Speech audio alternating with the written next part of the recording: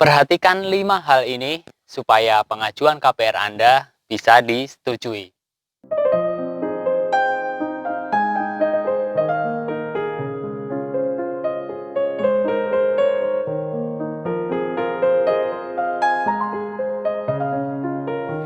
Apa saja hal-hal yang akan diperhatikan oleh pihak bank, penilaiannya apa saja dalam mempertimbangkan KPR akan di ACC atau tidak, kita akan bahas bersama hari ini.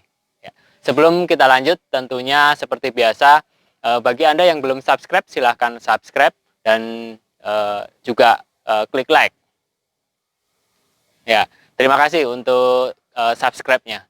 Jadi, dalam pengajuan KPR itu sebenarnya ada 5 hal yang akan diperhatikan oleh perbankan.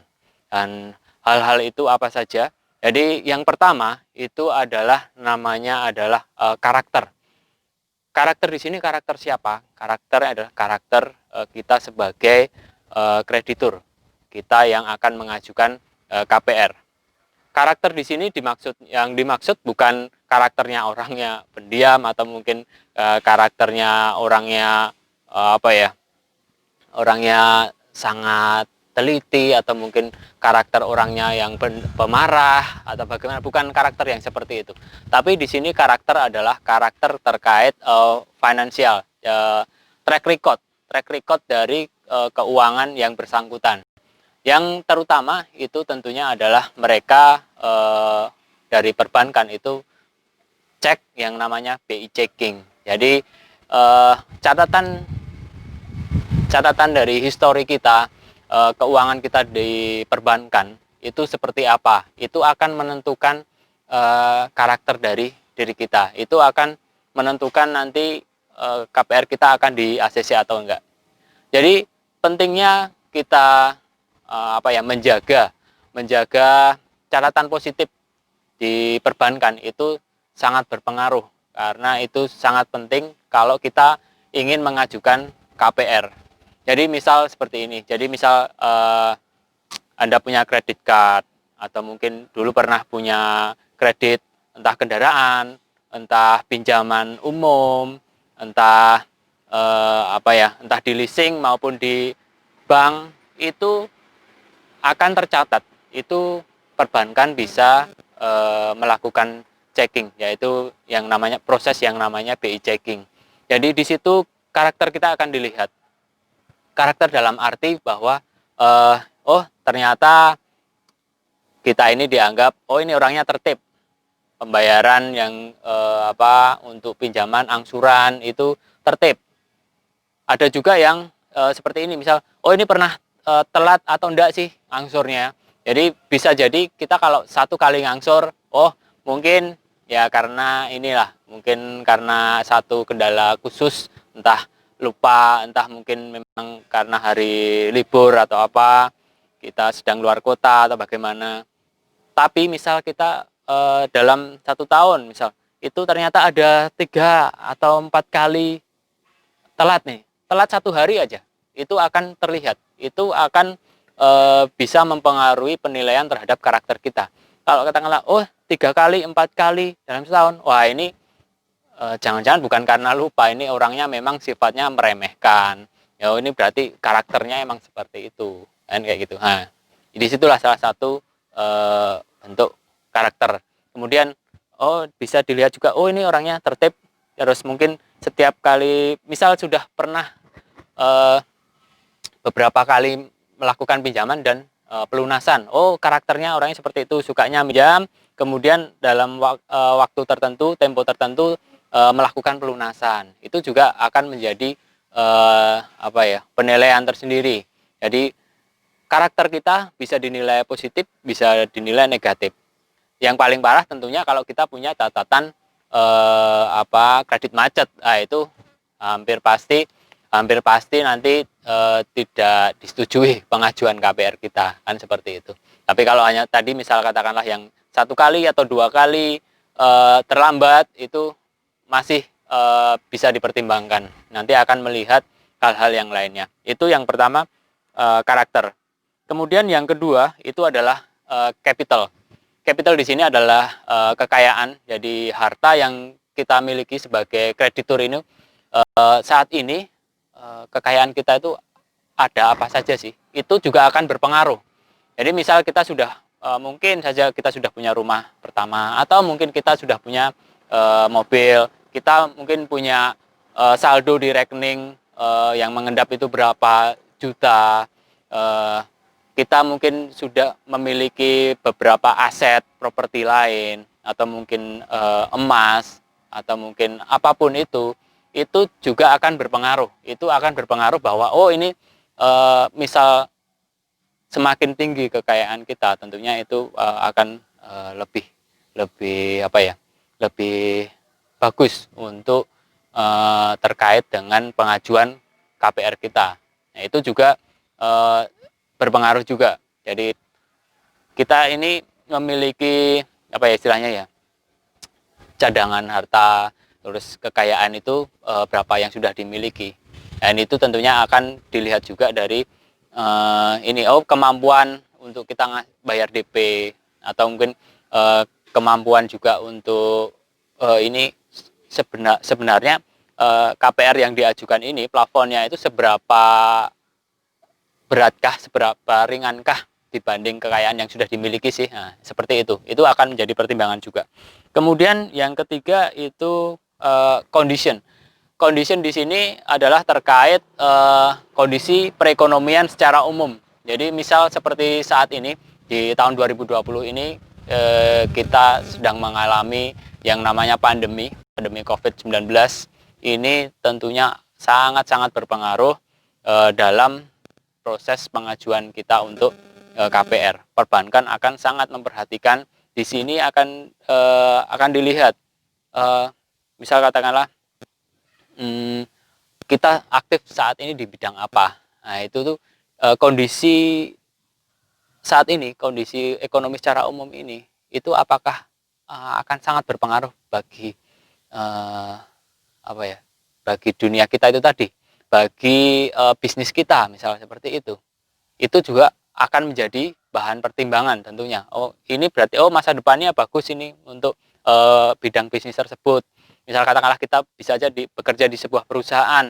Perusahaan kita juga akan dilihat, perusahaan di bidang apa sih? Nah, ini prospek kedepannya seperti apa? Nah, itu juga akan berpengaruh, menjadi bahan pertimbangan oleh pihak perbankan. Itu condition, jadi kondisi ekonomi secara global, secara umum. Bisa kalau kita lagi krisis atau mungkin lagi ada bencana atau apa, itu akan sangat berpengaruh.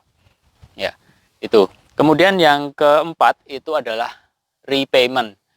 Repayment artinya adalah kemampuan bayar, kemampuan kita mengangsur.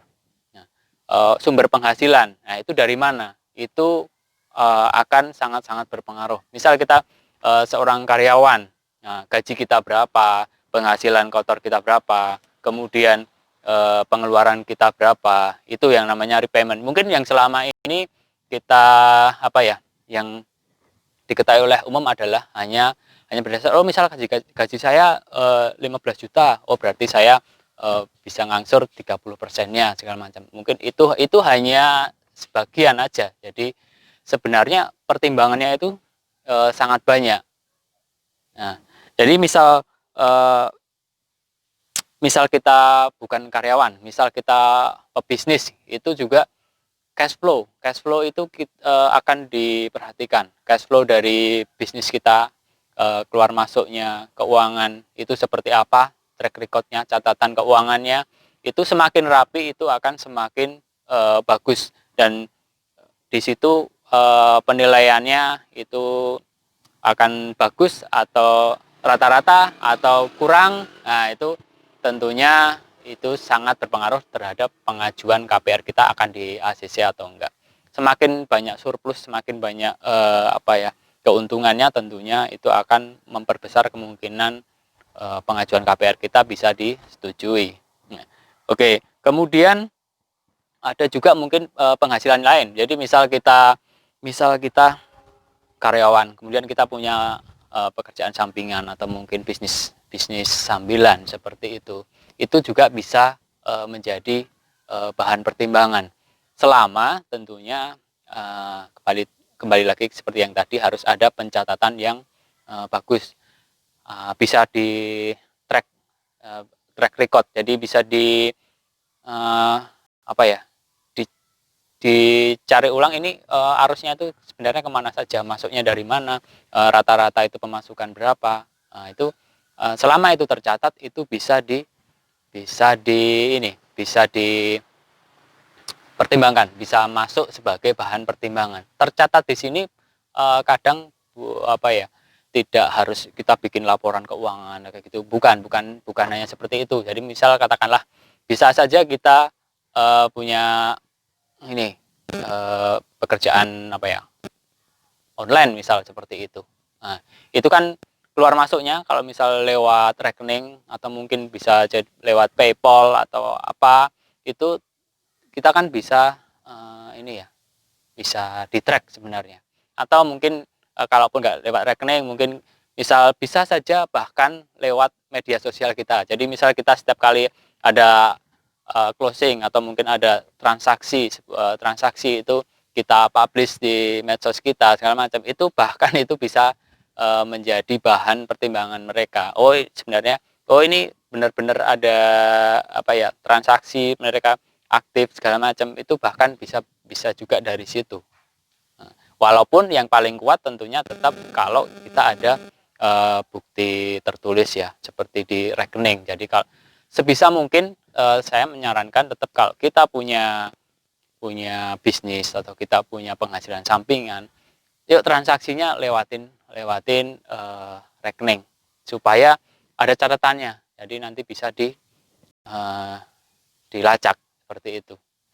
Oke, kemudian yang terakhir, jadi kalau yang tadi 4 tadi adalah 3 dari sisi apa ya, dari sisi kreditur, kemudian 1 itu eksternal, jadi yang condition tadi kan eksternal ya, faktor eksternal. Kemudian yang kelima itu adalah kolateral. Kolateral di sini itu adalah hal dari sisi dari sisi penjualnya. Jadi kalau tadi adalah dari sisi pembeli propertinya, pembeli rumahnya, pembelinya, ini kolateral ini lebih kepada nilai dari propertinya itu sendiri. Nah, jadi ini adalah dari sisi ini penjual ya. Jadi rumah yang dijual itu nilainya sebenarnya berapa? Bukan harganya ya, bukan harga kita dealnya, bukan, tapi nilainya. Jadi nanti perbankan itu juga akan melakukan appraisal. Jadi selain appraisal diri kita sebagai kreditur, itu juga appraisal terhadap propertinya itu sendiri. Mereka akan menilai, oh propertinya itu ternyata nilainya katakanlah 500 juta. Padahal kita transaksinya cuma 400 juta. Oh ya berarti ini sangat masuk. Kan seperti itu, justru ini nilai transaksinya itu di bawah, jauh di bawah nilai propertinya itu sendiri. Cuman kondisinya bisa berbalik kalau misal kita transaksinya itu 600 juta, tetapi propertinya itu setelah dinilai oleh perbankan, pihak bank, itu ternyata mereka menilai nilainya hanya 500 juta. Itu artinya ada selisih sekitar 100 juta. Nah, itu akan mempengaruhi besaran DP yang harus kreditur bayarkan. Nah, seperti itu. Karena perbankan itu ada ini ya, jadi yang rata-rata lah mungkin 70% atau 80% atau bisa 90% dari plafonnya yang cair itu bisa sekitar 70, 80, 90% dari nilai propertinya itu sendiri. Nah, seperti itu. Makanya nilai dari properti itu akan mempengaruhi di ACC atau tidaknya pengajuan KPR kita. Karena kalau tadi ada selisih 100 juta, ternyata kita tidak tidak mampu untuk menambah DP, ya proses nggak bisa lanjut. Nah, seperti itu. Itulah tadi 5 hal yang akan diperhatikan dalam setiap kali kita mengajukan KPR. Nah, semoga informasi dan sharing hari ini bisa bermanfaat bagi Anda semua dan juga Supaya manfaat ini bisa tersebar luas, tentunya jangan lupa untuk share, jangan sungkan untuk share, like, dan juga tentunya supaya Anda akan mendapatkan notifikasi dari kami terkait video-video terbaru, tentunya klik subscribe. Ya, oke, sekian dulu untuk video hari ini. Sampai jumpa lagi di video-video berikutnya. Salam Ploso Info.